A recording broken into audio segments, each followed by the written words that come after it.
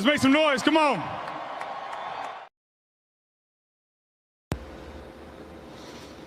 Right, indeed, Nick Foles. Thank you very much for that. Oh, sorry. Super Bowl MVP, Nick Foles. Thank you once again for that rousing introduction. Yes, let's make some noise. Welcome one and all to the night before Christmas Eve holiday spectacular of the Final Word on the It's a Wrap Sports Network with your boy MattyB on the call on this December 23rd. And we're right there at the precipice of my second favorite holiday of the year being Christmas. And tonight it's going to have a Yuletide tip to it because we won't be back tomorrow. We will be back on Christmas, but it'll be at night. Pretty much the day's over. So I'm going to take the opportunity tonight to spin some Christmassy things into this show.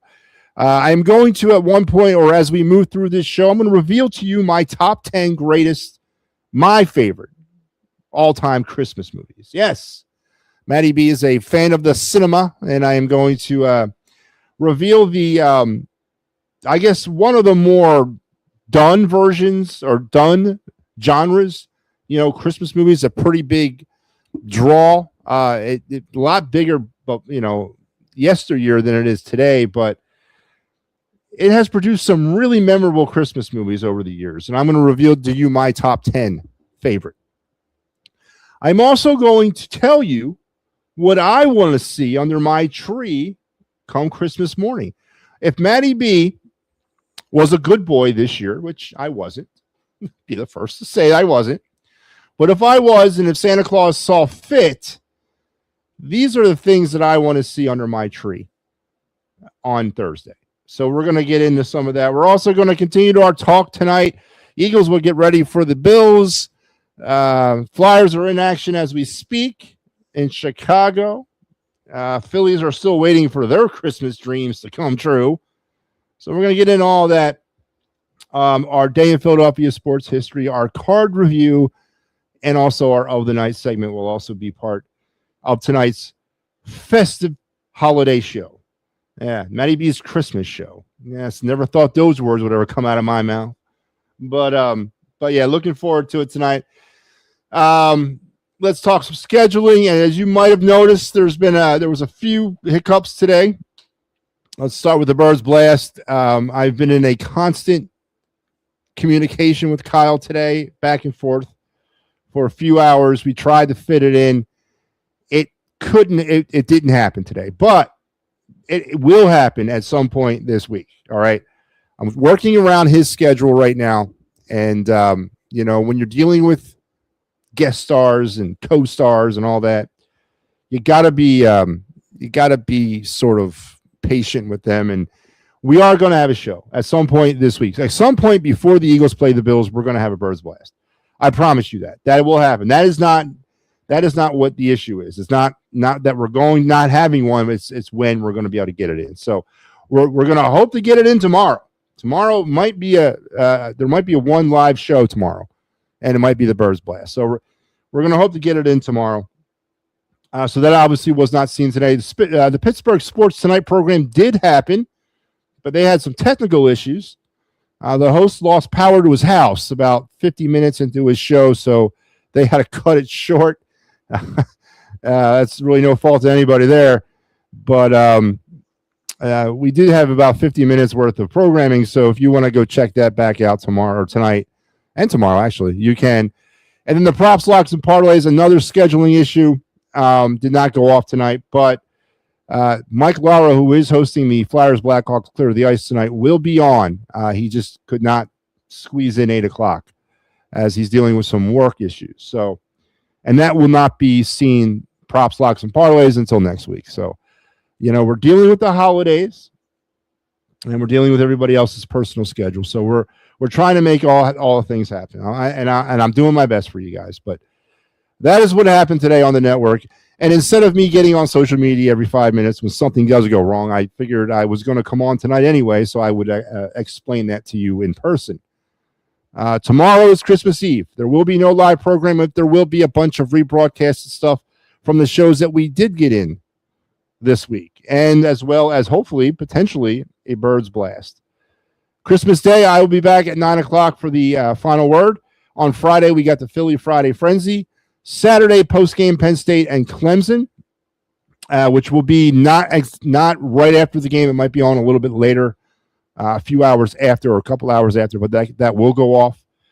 And then a big day on Sunday as we get you going into now your New Year's week. And with a lot of programming, I mean, it's all over the place on Sunday, so I'm sure you'll be able to find something to watch on Sunday here. But that's the latest in all the scheduling stuff happening on the network. Again, bear with me as we get through the holidays. All right. Oh, righty. Matt, can we do a Christmas Eve live tonight? Christmas Eve live tonight? I don't really understand what you mean, Ricky. I'm here. It's tonight. It's not Christmas Eve. I'm going to do my best to make it like Christmas Eve. As I said, I'm going to reveal to you my top 10 Christmas movies of all time. We're also going to talk about what MattyB wants under his tree. So I guess we're going to try to make it as Christmas Eve as we can on December 23rd. Joe says, what's up? Hey, Joe, how are you? So, all right. Well, let's get right to it. Let's not waste any more time. Let's get into our day in Philadelphia sports history. Today, December the 23rd.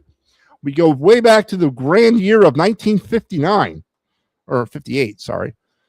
On this day on 1958, a former all-time great MLB manager actually was traded to the Phillies. Yes. And this was actually a fact that I never knew. But Sparky Anderson, Hall of Fame manager, played for the Phillies. And on this day in 1958, he was traded to the Phillies for Jim Golden, Rip Rapunski, and Gene Schneider. He would only play one major league season in 1959, Sparky Anderson, and it was for the Phillies. And then, of course, before he started a 26 managerial career, that included 2 championships with the Big Red Machine of the Reds and 1 with the Tigers. He joins Casey Stengel, Greasy Neal, and Tommy Lasorda as some of the greatest coaches / managers of sports history to have played for the Philadelphia Phillies. So a little interesting nugget there when it comes to some of the all-time great managers and coaches out there. They actually spent time playing for the Phillies. I guess the philosophy is you do your time in hell with the baseball, with the Phillies as a player, and then you get the reward later on as a manager. So on this date in 1958, Sparky Anderson was traded to the Philadelphia Phillies to play his only season in the major leagues before he embarked on that Hall of Fame managerial career that spanned it for over 26 years. So happy Sparky Anderson gets traded to the Phillies day. Now we're going to open the phone lines. Give me a few minutes, but I am going to open them up. And yes, I am going to open up the phone lines. So, but yeah. All right. Oh, did I say let's strap in, strap up, strap on, keep your head, hands, and feet inside the car at all times? If I did not say it, I say it now. All right, let's get into the first nugget of information, or the first segment, first topic. Before I do that, I am going to reveal my number 10. That's right. I don't have a drum roll, but I am going to reveal my 10th favorite all-time Christmas movie of all time right now. Here we go. It's kind of a cheesy one. It's kind of one that a lot of people will go to. It might be losing some steam with the generations, but it was definitely a movie that I remember seeing at a young age. That it's to this day I have not watched any Christmas movies, to be honest with you, at all this Christmas. But I typically watch this. Matter of fact, I typically watch all 10 of these movies throughout the season, but I have not done any of it this year. But my number 10 is an all-time. And you know what? The funny thing about it, when it was released, it wasn't released as a Christmas movie. This was not. It was not.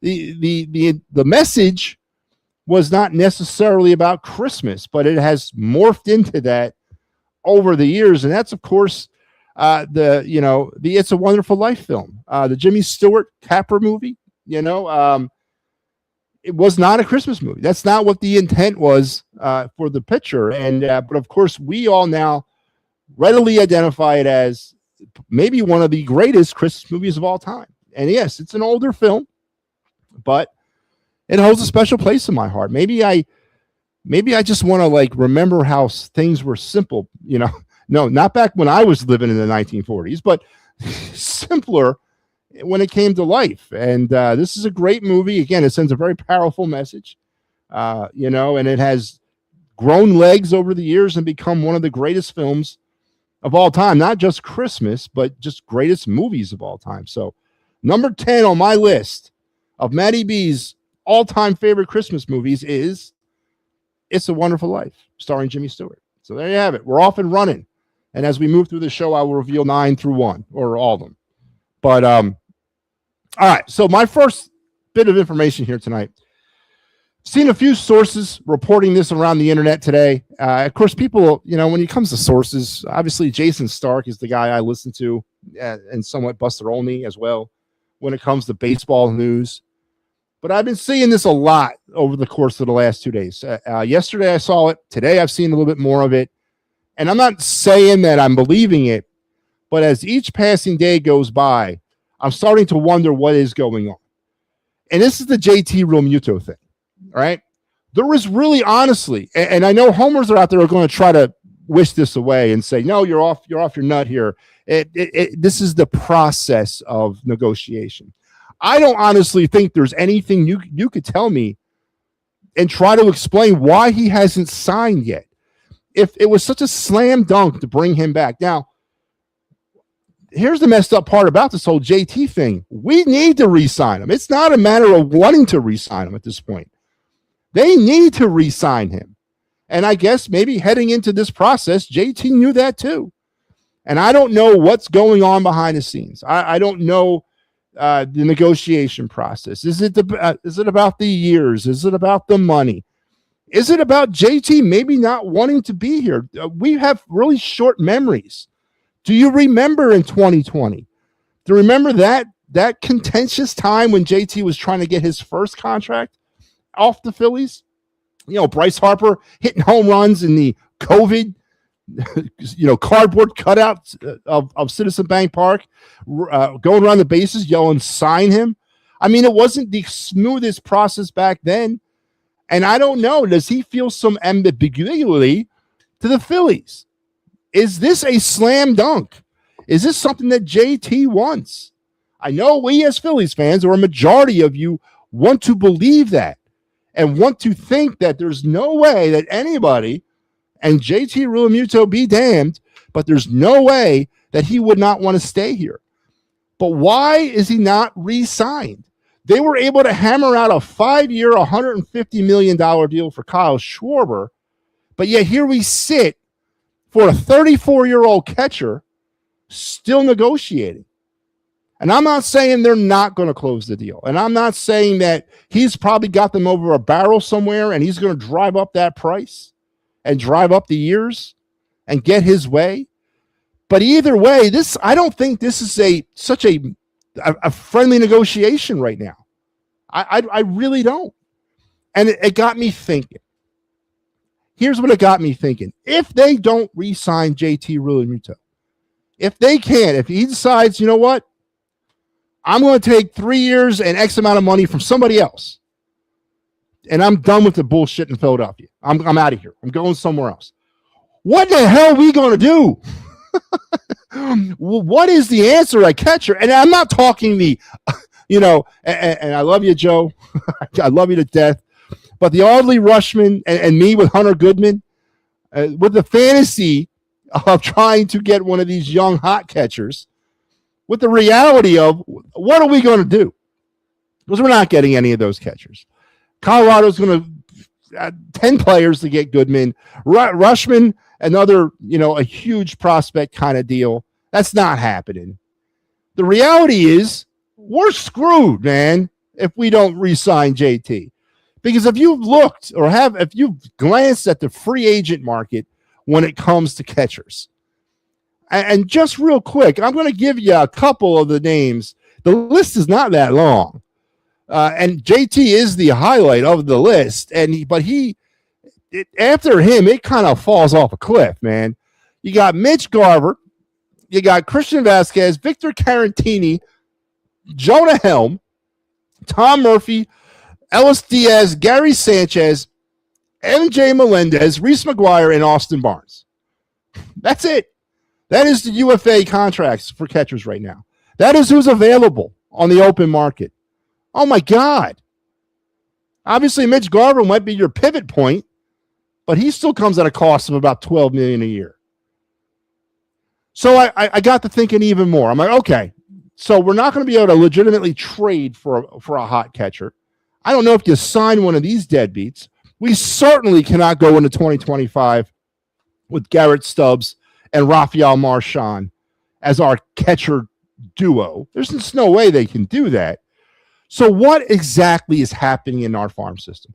I mean, I've made light of it. And you guys all know where I stand on the Logan O'Hoppe thing. I hated the trade then. I still hate it today. You look back at, but we got over that, right? Logan O'Hoppe's not ripping the cover off the ball in Anaheim yet, right? But he's a young catcher on the upside of his career. He's somebody you can get behind for multiple years at manageable salary because he'd be under team control, or he is currently under team control. You sent him out of here for Brandon Marsh, which even on the day that trade happened, I was not for it. I'm absolutely not for it. O'Hoppe, I believe at the time, was the number one ranked prospect in our system, and we got Brandon Marsh. Yes, Brandon Marsh. That is what we got in return for Logan O'Hoppe. So that took one piece off the board. But we had another kid lurking down there, Eduardo Taiz. Remember that name? You should, because he was the next greatest thing. Instructional ball, FCL, bottom of the line, minor leaguer, was working his way up through the system. Wasn't going to be ready anytime soon. Maybe 3 years from now, maybe 2028, 29 potentially. But we packaged him along with Mick Abel out to Minnesota for Johan Duran. The more and more I'm thinking about that trade, the more and more I'm not liking it. Mick Abel is going to be a good pitcher in this league. He is. And right now, we need a damn starter. And obviously, if we had Mick Abel to lean back on, I feel a little bit better heading into this season.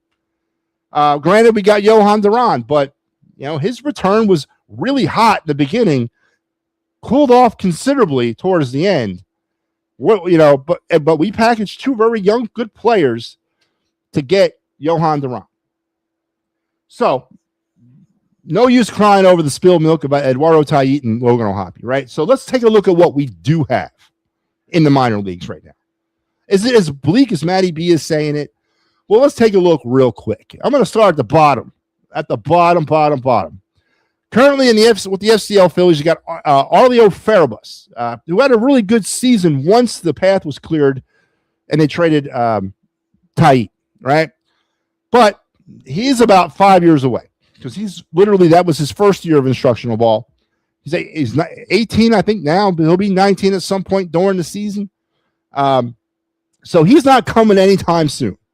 But he's a good little piece to kind of keep your eye on. So let's move up the chain a bit into high A. Now, here's an interesting name. Caden Hedinger played for Jersey Shore. I always call him Lakewood. Can't get past that. Played for Jersey Shore for the most of last season. Got promoted, or will probably start with Double-A the beginning of this season, right?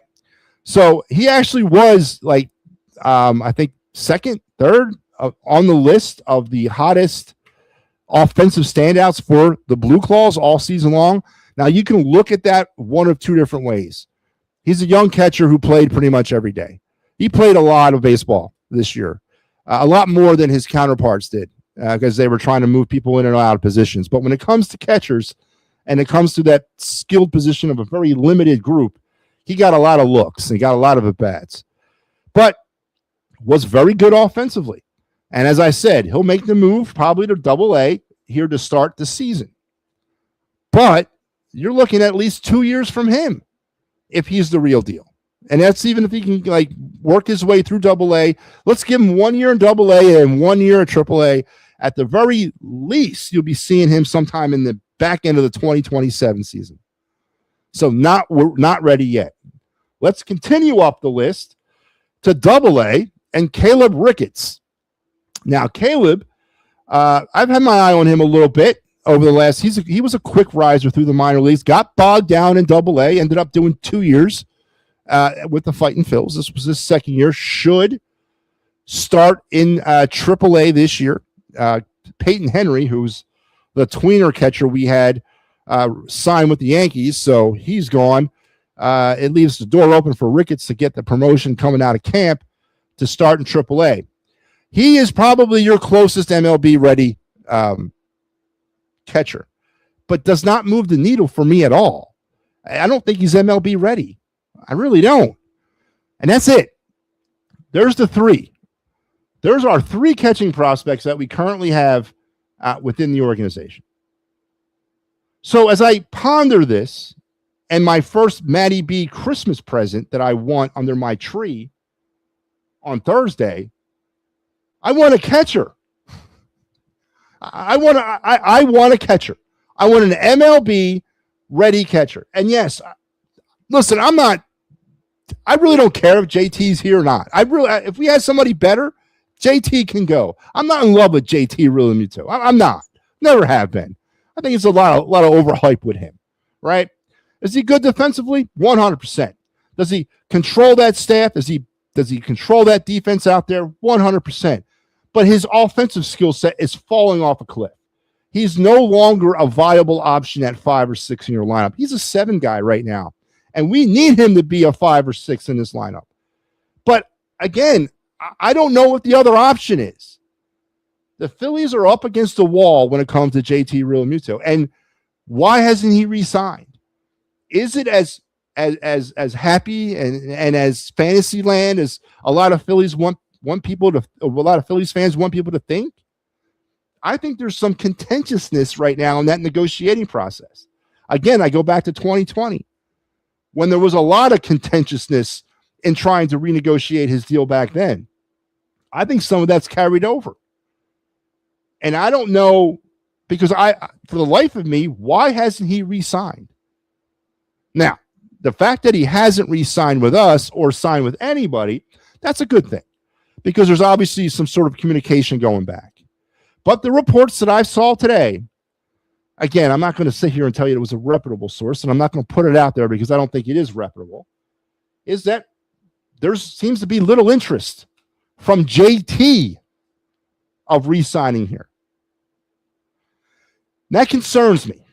It concerns me because we do not have a Major League Baseball ready catcher. There isn't one that's viable on the open market, and we're not getting one of those young catchers in a trade. That's just not happening. Has Dave Dombrowski painted this organization into a corner at the catcher position? I've been saying it forever.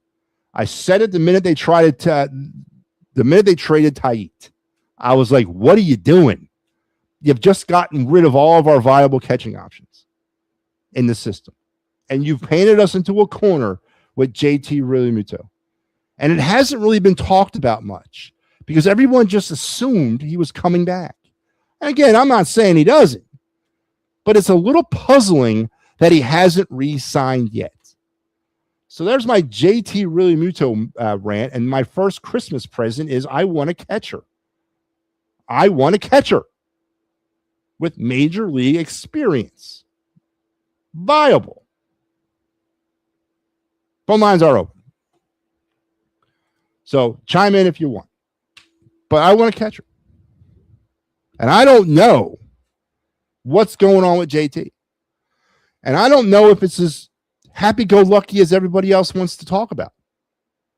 So JT Realmuto and the drama. Somebody explain it to me. Somebody tell me why he hasn't re-signed. And somebody tell me what the option is if he doesn't. So there you go. All right, let's go on to my number 9. That's it. My number 9 Christmas movie of all time. It's not really one movie. It's a variant of the same movie. Just like the It's a Wonderful Life, kind of an older film, right? This is a story, a book that was made into a movie, and it's been done year after year after year, decade after decade after decade. A new spin on it comes out every like 5 or 10 years, but it's an awesome story, and that's of course The Christmas Carol. It's a classic story, and obviously definitely set at Christmas time. Any version really will do for me. I don't really have a preferred version of the movie, but it's just a great story and definitely a holiday must watch. So it comes in number 9, A Christmas Carol, any variant or any rendition of it. But all right, so let's move on. Oh, we got a caller. Let's bring in Joe Hale. Joe, how you doing tonight? I'm great. I want your thoughts. About Bryce Harper playing for Team USA. Yes, that's a good point. He was named to Team USA today. What is your thoughts on that? I don't know. Where's he going to bat? I don't know. What's he going to play? First base? Come off the bench? I don't know, Joe. I mean, it's the same thoughts I really have on when it comes to Kyle. I think it's a situation where it's sort of a transitional time right now for the WBC. In 2029, when they do it again, I don't think he's going to be part of it. No. This could be a nod to his service and nod to his legacy as a superstar. I personally, I wouldn't want him. I think he's a liability out there. I know honestly. For his leadership. His what? His leadership. Because last WBC, they lost to Japan and Tani. They didn't have any leadership on the team. They lost on the last at bat with the tying run on second base. Trout struck out. All right. I mean, I get what you're saying, but I don't think it was leadership that cost them that game. That was a great game. That was a great WBC. Yeah, Trey Turner had like 11 home runs. Yeah. I mean, that was an awesome tournament. Because then he got booed, remember? And that's returning around. How about Logan O'Hoppe coming back here? Would you take him back here? Joe, I would, but give me the trade. What would the Angels want? Pitching prospects. They got a lot of them already, our former pitching prospects. Dombrowski's done a lot of business with the Angels. Yeah, why not? I mean. So, Ricky Bowe put out an all-year nice list for Dombrowski. Yeah. No, he actually graded him pretty good. Did he really? Besides the Castellanos move, he actually graded him pretty good. And Jack Fritz, something's about to happen. Yes, your boy Jack Fritz. Whenever he puts something like Phillies with quotation marks, something's big's going to happen. Well, okay, great. But what is that? And listen, as far as Dombrowski goes, right? Yes. It's hard to sit here and to completely bash him up to this point. Well, it's not hard because right now this offseason is just not looking like it's heading in the right direction. Now, where it ends up, we don't know, but it just doesn't look good right now. But when I look at the catching situation, he's painted himself into a corner with Real Muto. He's got no choice to give him what he wants because we don't have any other options. We don't. And JT knows that going into this thing. And I don't know why other Phillies fans thought there was going to be this kumbaya moment between JT Realmuto and the Phillies management about him returning. I think it's going to happen, but I can see it after Christmas break.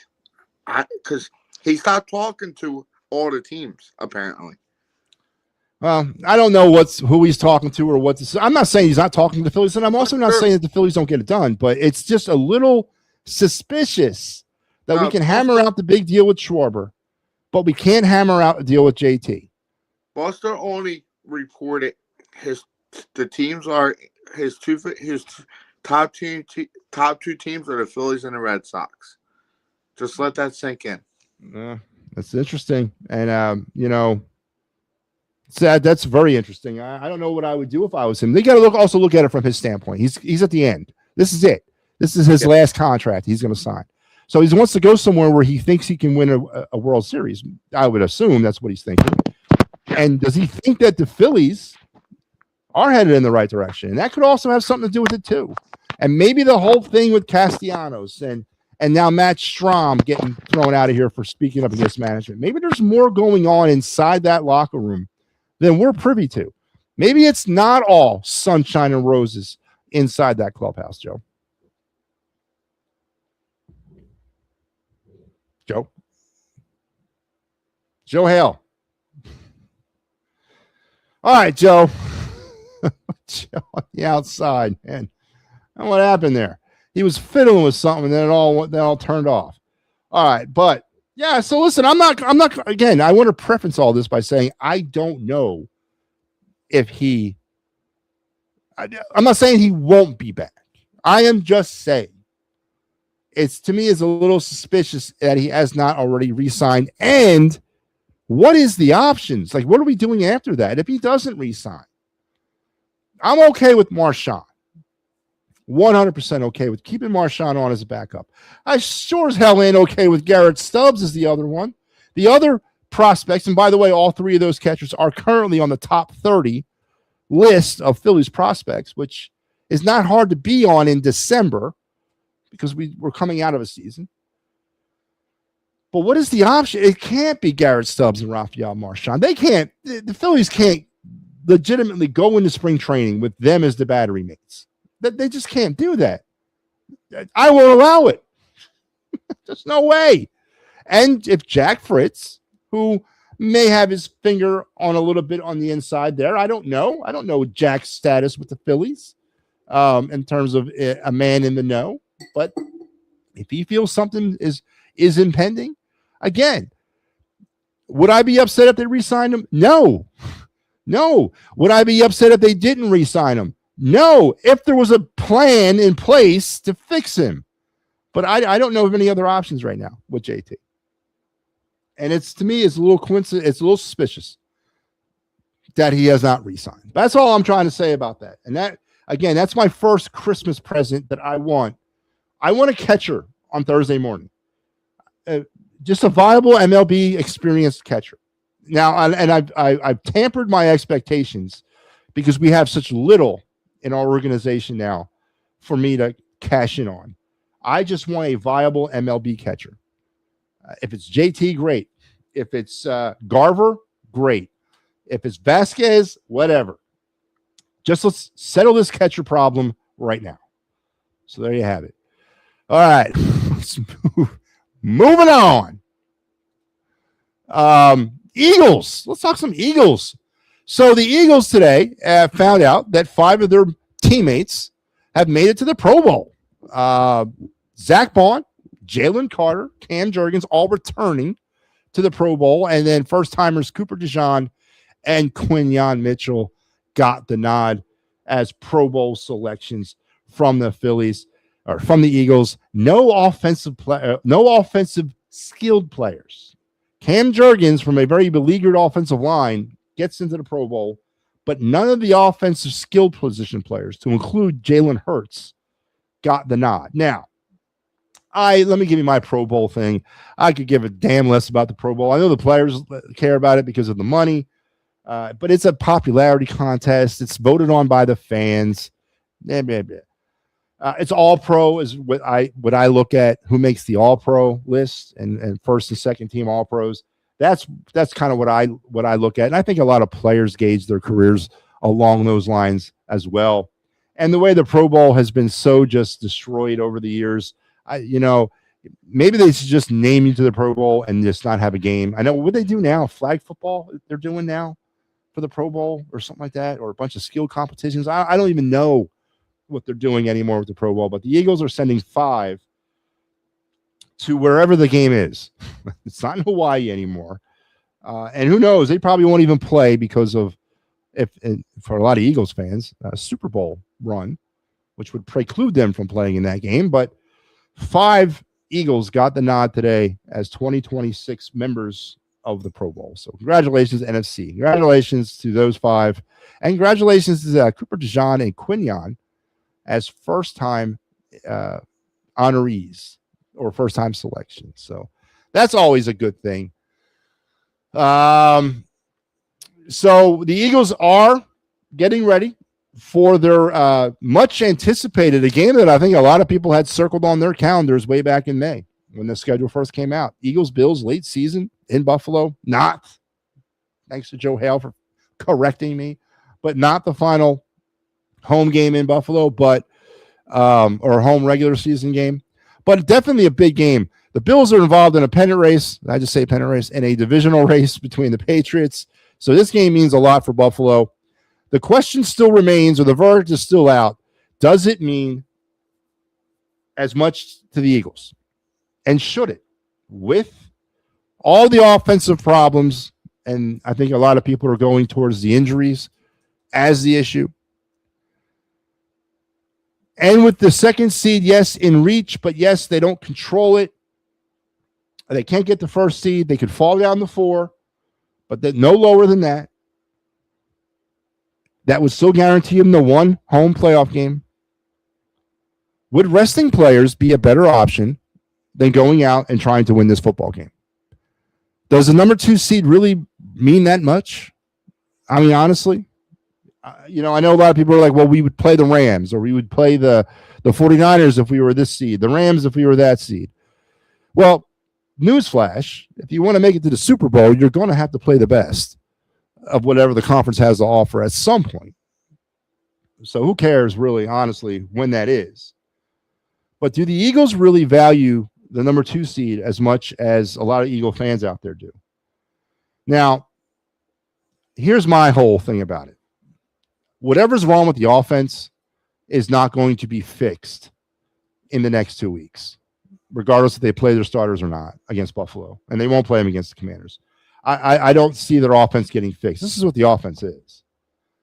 So it really comes down to health with me, right? And both sides of the football when it comes to health. The offensive line's banged up. The defense is banged up. So for the purposes of health and health alone, I do think you sit. I think you go out there maybe for a series or 2 against Buffalo, give the fans their money's worth, and then start sitting people. The problems of this offense are not going to be fixed against Buffalo. And yes, maybe you have an opportunity to flex your muscles a little bit against Buffalo, but at what cost? I think the problems of this offense run deeper than what's going to happen against the Bills. I think this is what they are. And if we have figured it out offensively, so with other teams, it's going to be a matter of how the defense can play, I think, in the playoffs. So give them some time off. Let them put their feet up for a couple weeks and get a little bit healthy, because there's no bye week coming. The only bye week they have to look forward to would be the one between the championship game and the Super Bowl, if they get that far. And I don't think you can use that as a proper gauge. So for the purposes of health, I say sit them down and relax them.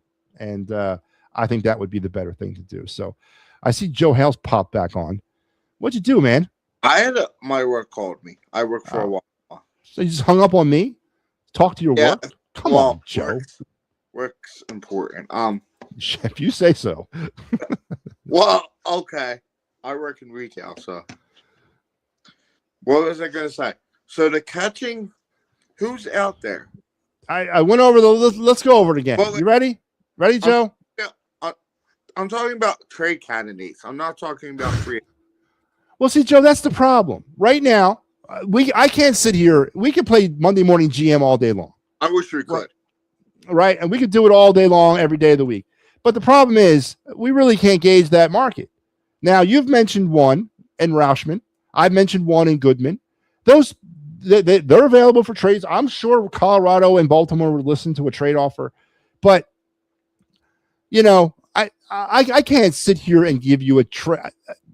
I can't give you an offer that I think is legitimate, because I'll say, let's trade friggin' Garrett Stubbs and his beer case hat for Adley Rauschman. And that sounds like a good deal. No, it's not a good deal, obviously. I heard another rumor. Travis Darnold might be available from Atlanta. I think that's where he's at.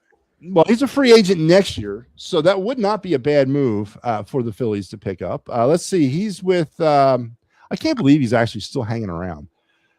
He is actually with he's in Los Angeles. He is backing up Logan O'Hoppe. I would take. He was drafted by the Phillies too. Yes, he was. He was. He'll be a UFA at the end of 26. So in the 27th, his AAV is $6 million. He gets paid $6 million this year. That's not bad. I want that money. Don't we all? Yeah. You talked about the Eagles. Who do you want in the playoffs? Because they're not going to get to 2.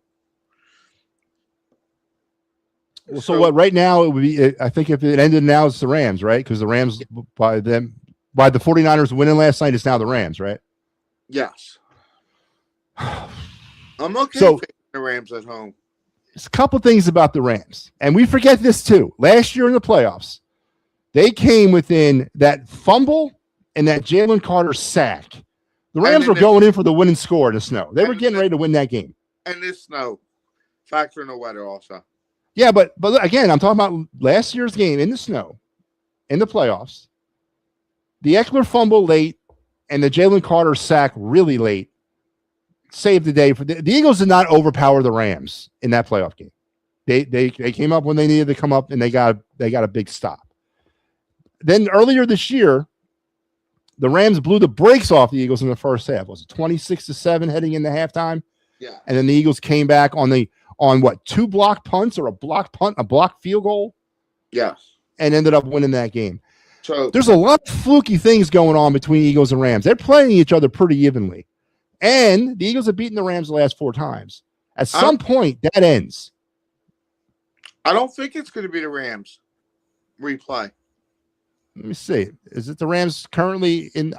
It's what I thought I saw. But Seattle owns San Fran owns the tiebreaker over Seattle. If San Fran wins out, it would be Seattle that we would play. Well, let's see again. Let's look at the current picture. Like if the season were to end today. If it ended today, it would be the Rams. But someone posted who is it? Someone posted it could be the 49ers. Well, right now the Rams, 49ers, both are 11-4, and the Seahawks are 12-3. So they're all one game behind the Seahawks in the same division, and it's going to come down to probably the final game of the year. I think Seattle plays. Seattle plays San Fran. So, we're going to have to sit back and wait and see. But as far as those 3 teams, Seattle, the Rams, and San Francisco, who would I want to see? I don't know. I would imagine it would be Seattle because of Darnold. I don't trust him in the playoffs. I don't trust him as a quarterback. He could probably get rattled. He might feel the heat here. But that's probably the best. Sam Darnold is probably the best option out of the 3 quarterbacks that we'd have to face in the first round in Philadelphia. Probably that it would be Seattle. Yeah, Seattle doesn't scare me. Christian McCaffrey is going to run all over this Eagle defense. That's going to be a bad game for the Eagles. He won't. Yeah, if it's the 49ers, yeah. Yeah. So if I got to see somebody in the first round out of those 3, probably be Seattle. You just reminded me the Flyers are about to start, by the way. Actually, they started 45 minutes ago. It was delayed on TNT. Uh-oh. Really? No. Was the game delayed or they didn't start because the early game didn't end? What was going on? The early game didn't end. And the Flyers scored 1-0. There you go. Wow. Konechny. Breaking news. Travis Konechny scored. It's good to see that. Definitely good to see Travis Konechny score. Um, Don't forget, later tonight, Joe, you got the Clear the Ice with Mike Lauro. Here's our schedule, by the way. Tonight is Mike. Oh, that's next week. Sorry. Mike Lauro will be on tonight. Sorry. No, that was yesterday. Schedule that you posted, by the way. No, this one right here I just put up. No, that's next week. Okay. I didn't know that. Yeah. I'm not going to reveal that yet.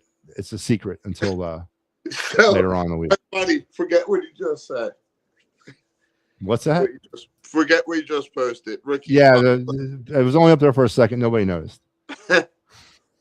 So, all right, Joe. Listen, let me ask you a question. What does Joe want to see under his Christmas tree? Philadelphia sports related. What do you want to see under your Christmas tree on Thursday? Philadelphia sports related. A new center for the Philadelphia Flyers. Good one, Joe. I like that. A true number 1 center. Yes, better than Couturier. All right, that's a good one. I hear your Christmas list. I'm going to give you my number 1. Die Hard. That's a good one. That might be on my list somewhere. It might not. You'll have to wait and see. But that's a very good one. And I agree that it's a Christmas movie. There is no doubt in my mind. a lot of people saying, like, I was babysitting today, and I was watching Home Alone. The Macaulay Culkin still does it. First one's good. First one was very good. It's still good. It's stood the test of time. It might be on my list as well. I don't know. Okay. Or the. All right, Joe. We'll talk. If I don't talk, well, I won't talk to you. Well, I might talk to you tomorrow. We might be having a bird's blast tomorrow, but I'll talk to you on Christmas. But Merry Christmas to you and yours, Joe.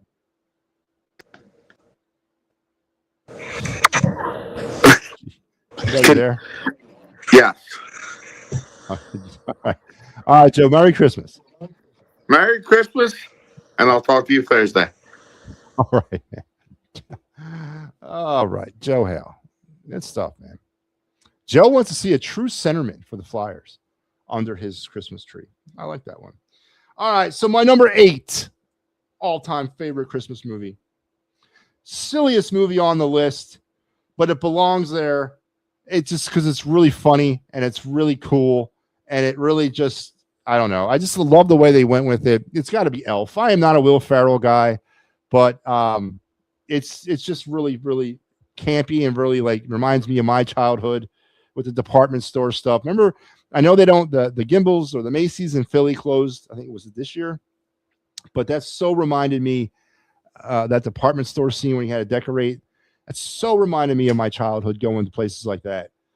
It's just really campy, but really cool. So number 8 on my list is Elf. Again, I'm not a Will Ferrell guy, but I got to give him that one. So, all right. So let's continue on with this. Joe Hale says, Joe Hale mentioned it, and I'll bring it up now. Bryce Harper named Team USA for the World Baseball Classic to join Kyle Schwarber. And I don't know, because I don't know if they're waiting to give him a team but JT. Now remember the last group that made the WBC, I believe it was Schwarber, Turner, and Real Muto. I don't think Harper was on the 2022 Team USA team, but Harper's on the squad this year. And Joe Hale asked me what my feelings were on that. Again, I think this is kind of a nod to some of the veteran players in Major League Baseball that have carved their niche in the sport. I don't really know what he brings the team, because I would much prefer a younger player, but you got to balance out the roster. You got to balance out between young and veteran presence. And, does he play an active role? Is he your starting first baseman? Probably not. Does he come in? Like, is he on the bench? Probably. But, you can go either way with that. It is what it is. Am I surprised? No. But do I think the addition of Bryce Harper is going to push Team USA over the top? No. No, I don't. The Dominican squad is stacked, and so is Japan. So it's going to come down to those 3 again, and maybe Puerto Rico too. But cannot wait. Was it March 5th is when it starts? Cannot wait. Playoff baseball in March, nothing like it. So Bryce Harper is heading to the WBC. And of course, the Phillies, we continue to wait as they try to round out their roster and what are we doing with this? What are we doing with that? And we wait for JT Realmuto. We just wait, and it's very frustrating. It is extremely frustrating to wait. The Flyers, as Joe mentioned, they're underway in Chicago right now. We will have Clear the Ice after this show, or after the Flyers game, I should say. We'll come at you in its entirety. And Harper was an alternate. Yeah, I don't remember seeing him in the dugout there. But Flyers 18-10-7, something like that. 18-10-6, 7. Off to a really good start. And the Mitchkov stuff we talked about a little bit yesterday. I'm backing the coach on this one. I really am. You don't show up to camp, out of shape in your second year in the league and expect, the doors to be opened. Can you imagine if Tortorella was still here and he showed up to camp without having skated for 4 months? Can you imagine that? Oh my God. Tortorella would have sent him to Siberia. Tortorella wouldn't have played him. So Again, this whole like players have all the leverage crap. No, it doesn't work like that. Even at the highest level, especially for a player that has not earned any sort of cash. I mean, he finished 4th in Rookie of the Year. He had a very good breakout season, but he's regressed on all cylinders this year. And I think you can go right to the fact that it was his conditioning. I mean, he's getting tired after 20-second shift. Come on, man. I could last out there for more than 20 seconds. Let's go, man. So, but the Flyers are off to a really, really good start, and it's very encouraging. But let's get in now to our other night segment. Before I do that, I want to reveal to you my number 7 all-time Christmas movie. Now, I'm working my way from 10 to 1. Let's recap. 10 was It's a Wonderful Life. 9 was any version of the Christmas Carol. Number 8 was The Elf. And number 7, another one of those, like, taking a great story and just putting such a cool spin on it, the Santa Claus. I mean, the first one, Santa Claus Part 1. You know, Tim Allen's first adventure as Santa Claus. To see the way that they concocted how you become Santa Claus, what the process is, how you get selected, and just the magical ride that went involved in that. Again, how can you not have a movie like that on your list? So my number 7 of all time is the Santa Claus. I'll go into number 6. We'll do the other night, and then we'll come back and finish up this list. My number 6 is sort of a play off of my number 9. My number 9 was the Christmas Carol any version, but my number 6 is a standalone version of the same story, but differently done, and that's Scrooge with Bill Murray. Talk about a funny-ass movie. Anything Bill Murray does is funny. But when they took this classic tale of Ebenezer Scrooge and made him the main character of it, Frank Cross, just comic gold, comedy gold, instant classic. It deserves standalone merit away from the Christmas Carol. And it does, and it has that on my list at number 6. Scrooged with Bill Murray. Just a great, funny movie. If you've never seen it, I highly recommend you watch it. But all right, let's get in to the Of the Night segment. We haven't done this. Did we do it last night? I don't remember if we did or not. But let's get the Of the Night segment out of the way, and let's get through the rest of the show. And here we go.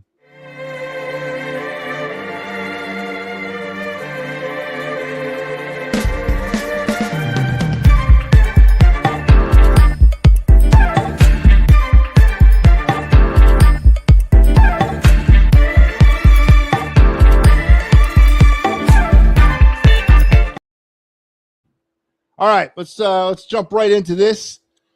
The Other Night segment brought to you by the fine folks over at the Gridiron Weekly. Join the guys weekly as they break down all the happenings in the NFL and the NCAA. That's also followed up by this program every Mondays and Tuesdays at 7 p.m. Pittsburgh Sports Tonight. They went off tonight, but due to a power outage, the show got canceled early. But they'll be back next Monday and Tuesday, getting you caught up in the wonderful world of Pittsburgh sports. If you have any idea, or if you have no idea, more importantly, if you have no idea what's happening in Pittsburgh, don't worry about it, or Pittsburgh sports, or Pittsburgh in general, or care. Pittsburgh Sports Tonight and the Pittsburgh Sports Desk are for you. Make sure you tune in every week and show the guys some love. Good guys over there, man. I've really enjoyed working with them this year. All right, let's do our Flyers prospect of the night, of the night segment. And this is another one of those young kids that we're looking to do some damage with here later on in life. Our second round pick in the 2025 draft pick and 2025 draft, Shane Van Sage,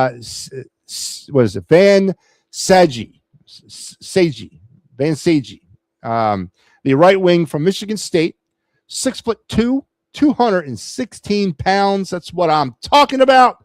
Drafted second round by the Flyers. After breaking plays and getting some space in the neutral zone, Van Sage carries the puck in, dangles around defenders, and fires a missile to the top of the net. He bypasses sticks in the firing motion, dragging the puck towards him in release or aiming throughout defenders.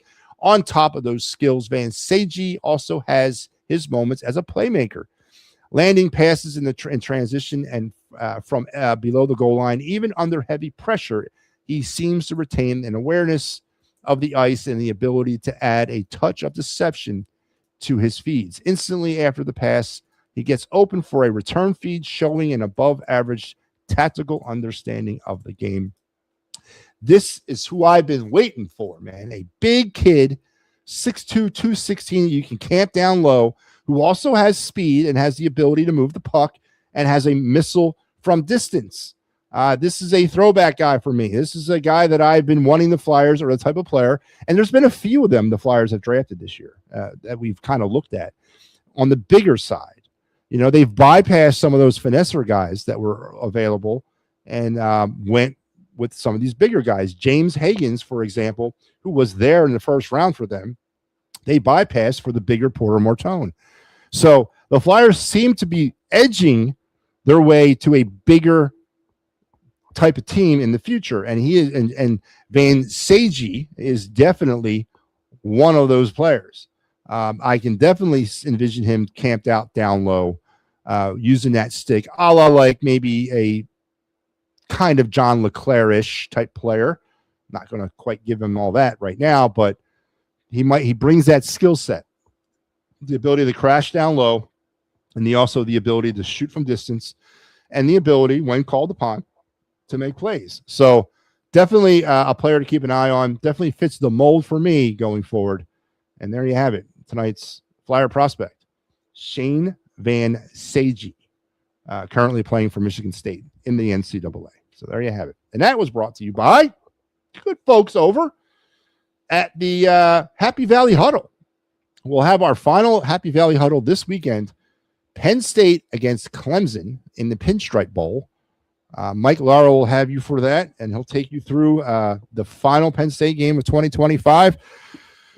It will be on somewhat a couple hours or so after the end of the game. Mike's got a thing he might have to take care of, so we're going to push the game. We're going to push the post game. So don't get upset if you don't see it directly after the clock goes zero. It might be along a little bit after. I think we're looking at maybe 5 o'clock instead of 3. So make sure you're checking out the Happy Valley Huddle. All right, let's get on to let's go back to my list with number 5 of my all-time Christmas movies. And Joe Hale mentioned it already, and I'm going to bring it up. It is Home Alone, all right? I'm just a big fan of it. I remember when it came out. I think I was in my early 20s at the time. And for some odd reason, I thought it was believable. I remember watching it thinking, you know what? I can see something like this happening. Of course, that's not necessarily true, but it was done really well. And it was very funny and very, very cool. Now, it lost a lot after part 2 came out. And then the same things kept happening over and over and over again. It just became kind of stupid. But it's a very original concept and a very original idea. And just common gold. Joe Pesci, obviously, involved in that project as well. So number 5 is Home Alone with Macaulay Culkin. Now, number 4 is a movie we've all seen. We've all seen it 1,000 times. And we typically see it 1,000 times on one day of the year and one day of the year only. And that's on Christmas Eve. I don't know. Does it still have the standalone on TBS on a loop starting at like 4 o'clock in the afternoon on Christmas Eve and running through Christmas Day? I don't know if it still has that, but I know it was there for years doing that. I originally saw it on HBO when it first came out, later on in the 80s. But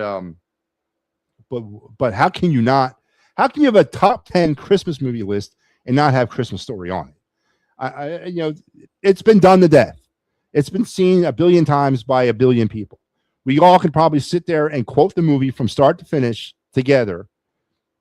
There's a reason for that, because it's a brilliant movie. It's hilarious. Now, I remember watching it with my dad, and my dad was a child of that time frame. I think it's set right after World War II, like 1948, 47. And my dad was about the younger brother's age, about 7, 8 years old then. And he says he could relate to a lot of the visuals of the film and a lot of the themes of the film.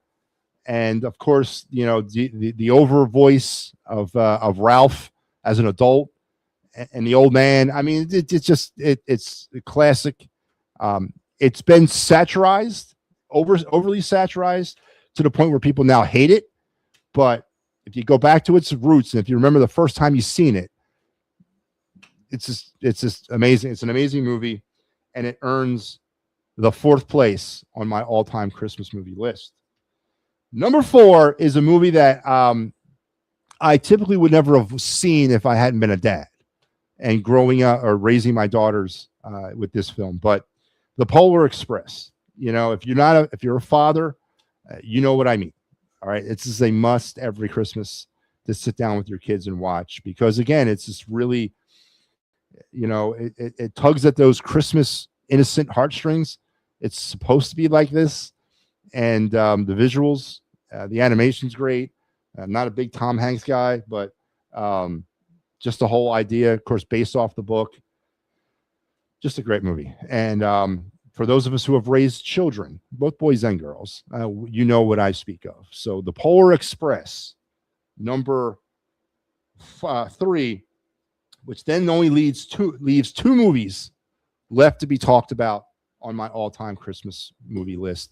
And we'll get to those momentarily. So down to 2. Sauer says WBC is coming fast. Yes, March 5th. And again, I know there's people out there that don't like the WBC. They think it's, I don't know what the damn basis of not liking it is. How can you not? Oh, yeah, I know what the basis is. Somehow it diverts or deviates from their spring routine and pushes them backwards and doesn't get them ready. That's a bunch of crap. All right. If anything, it should accelerate your spring routine, because you literally go from, you know, workouts to some spring training games, about a handful, and then boom, a playoff atmosphere for about 2 weeks, right? And then back to spring. So I don't see how that hurts you. I would see that it would help you, and it just kicks off the baseball season the right way. And this year, 2026, with so much uncertainty ahead of us when it comes to the MLB, with the CBA, and with all the cool stuff happening in this town this coming baseball season, this is the perfect way to start the 2026 season. And I can't wait. Big fan of it, and I will definitely be watching, and we'll be breaking down. We're not going to be doing Fighting's finals to break down WBC. Oh, maybe we will. I don't know. Well, I'll see what the guys come out on that, but we'll see where we go with this thing moving forward. Maybe we do a Fighting's final breaking down Team USA's games. I don't know. That's an idea that I might want to run down, but we'll see where we stand. But I definitely cannot wait for the WBC. Just like I can't wait for Fridays with the Philly Friday Frenzy starring our boy Big Al. Every Friday, Al's going to wrap up your Philadelphia Sports Week the only way he knows how, with whatever glasses he's wearing. Let it be green, blue, red, orange, black, whatever the glasses Al's got on that night, he's going to wrap up your sports week that way. So make sure you give Al a listen every Friday night at 9 o'clock here on the It's a Wrap Sports Network. We got one more segment to do, and we're going to reveal our top 2. So let's get into the final segment of the night, my favorite segment of the night.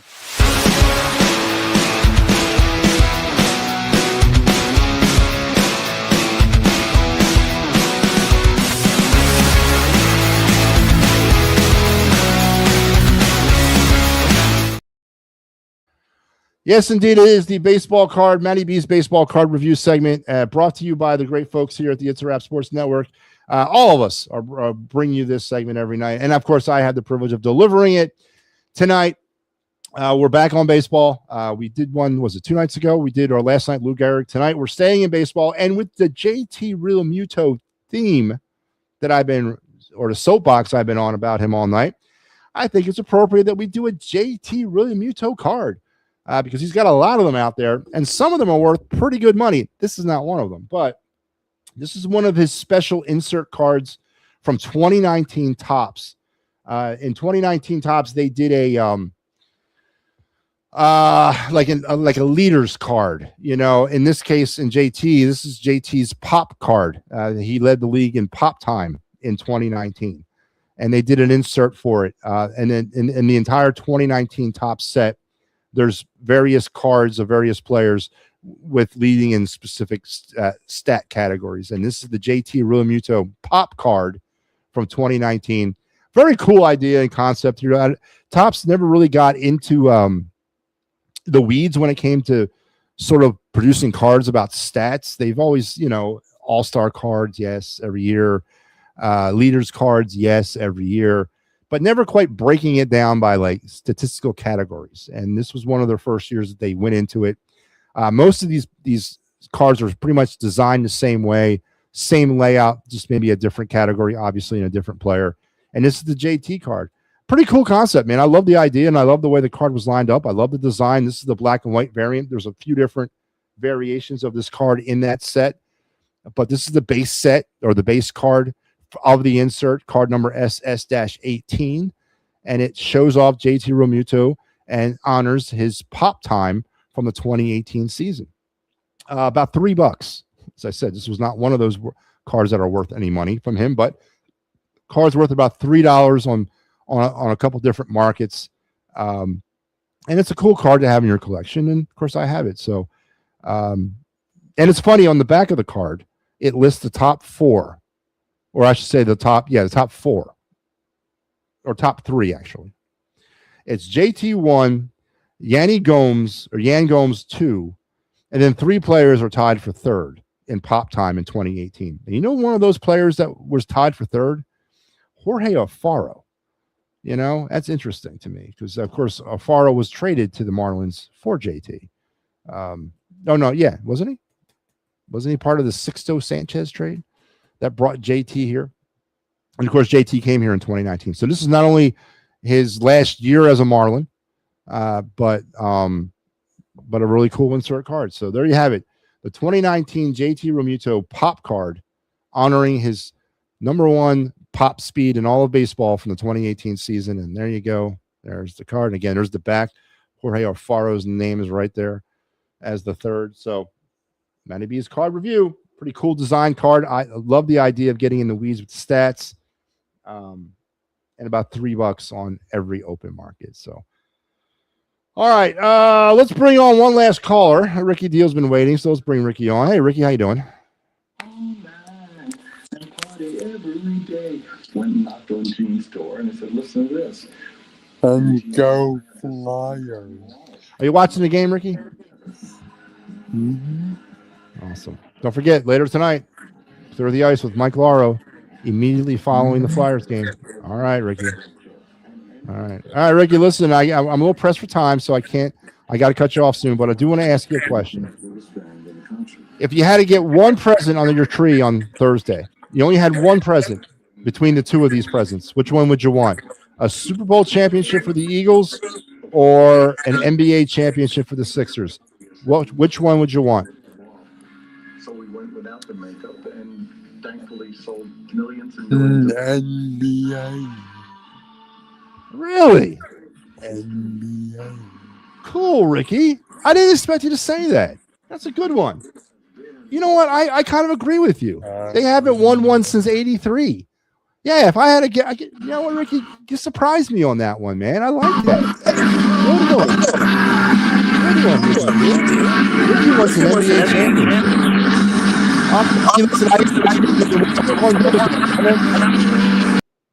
All right, Ricky Deal. That's a good one, man. I thought he was going to say Super Bowl. And he comes right out the top ropes with NBA. I wonder if a lot of people feel that way. If you had only one, if I was going to offer you either an NBA championship or a Super Bowl trophy under your tree on Thursday, which one would you want? And Ricky says NBA. All right, Ricky Deal, my man. That's why Ricky's part of this show. Always comes up with the thought-provoking stuff. All right, let's finish this Christmas list off. Number two not only finishes number 2 on my all-time Christmas movie list, but it also finishes like number 5 on the funniest movie ever made list that I have. I've done MattyB's, funniest movies of all time list, and it's finished 5 on this list. So not only is it a Christmas movie, top 2, but it's an all-time funny movie, top 5 for me. I've never laughed harder in my life the first time I saw this movie, and each time since, and I've watched it a million times. Nothing outdoes this movie.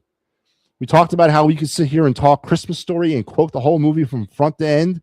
Well, I can do this with this movie. It is my 5th funniest movie of all time and my number 2 all-time Christmas movie. And that's National Lampoon's Christmas Vacation. That is, I don't even know where to start with this movie in terms of the genius. I was a big fan of the original National Lampoon's Vacation. European Vacation was terrible. And then every vacation after Christmas Vacation was terrible. But Christmas Vacation is a Mount Rushmore of funny movies. And it's a Mount Rushmore of Christmas movies. It doesn't get any better than that. Not a Chevy Chase guy, but I am a Clark Griswold guy.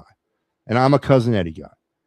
This thing is so damn funny and so quotable. And it definitely stands the test of time. And 2 huge thumbs up for National Lampoon's Christmas Vacation.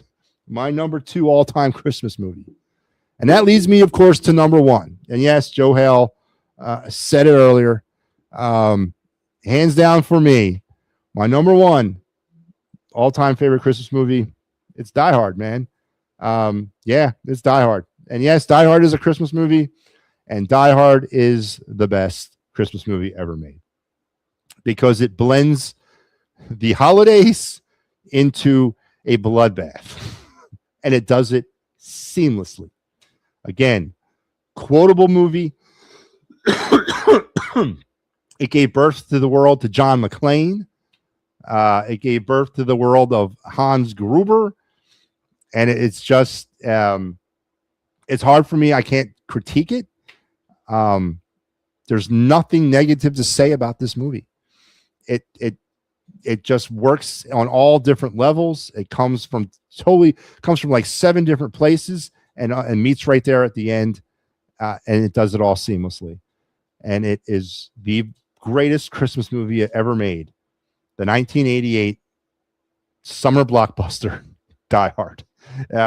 Yeah, hands down. Hands down, hands down. And there you have it. Matty B's top 10 greatest Christmas movies of all time. I hope you enjoyed that.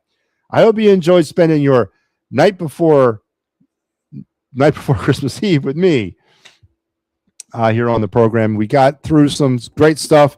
JT Real Muto was the topic of conversation. Why is it taking so long to re-sign him? And is there a chance that he doesn't sign here? And if he doesn't, what next? What do we do? The catcher cabinet is pretty bare. We talked about the Eagles and the 5 of them that made the Pro Bowl. Congratulations to Quinyon Mitchell, Cooper DeJean, and the other 3 as well. But Mitchell and DeJean, their first time making the Pro Bowl. So got into that. Talked a little bit of Flyers, but we're going to leave the bulk of the Flyers conversation for Mike Laro here following tonight's game. I will be back on Thursday night, on Christmas Day night, for the final word. Or you might see me at some point tomorrow on the Birds Blast. We're keeping all that open right now. There will be a Birds Blast at some point this week before the Eagles game. I promise you that. Just don't know when that will be. I'm trying to pin Kyle Quinn down, and it is very hard to do that. So just keep on looking out for that, and we'll get it done as soon as we can. So, but if I don't see you until Christmas Day or Christmas Day night, I do want to wish you and your family a Merry Christmas. I want to wish you guys the best day of your life. Joe Hale wants a number one centerman under his Christmas tree for the Flyers. Ricky Deal wants an NBA championship under his Christmas tree. And I want a friggin' catcher. Just a catcher. A competent MLB catcher. That was our top presents for the year. So I hope Santa brings you everything that you want, and I hope all your dreams come true on this Christmas. So tomorrow on the network, we will be with you all day. There will be programming starting at actually around 7:30 in the morning and running all the way through the middle part of the afternoon, as we'll be doing the best of the It's a Wrap Sports Network for this week, starting tomorrow. If you missed all these shows when they ran their first time, they'll be re-aired tomorrow, sort of in some sort of order right after each other. So if you missed it, it'll be re-aired tomorrow starting at 8 a.m. So make sure you're checking us out throughout the day. If you're dropping comments on those shows, we're not being rude. We're just not live. I just want you to understand that. Tomorrow, we're not live unless it's the Birds Blast. That's the only show that could be live tomorrow. Everything else is not going to be live. But again, I wish you guys a Merry Christmas. Have a great Christmas Eve day. To me, I think Christmas Eve is better than Christmas Day. It's just more magical to me. I don't know. Do you guys feel that way? I know me and Paprick were talking about this the other night. He has a different thing about it. I don't know. I'm just down with Christmas Eve more than I am with Christmas Day. Christmas Day kind of seems depressing a little bit. It's all over, you know? Yeah, it's great. But I've always been a big fan of Christmas Eve. But all right, guys, listen, I'll talk to you guys on Thursday night. Merry Christmas. We'll talk in a couple of days. Enjoy your day or enjoy your night. Enjoy your Christmas Eve and enjoy your Christmas. We'll see you later.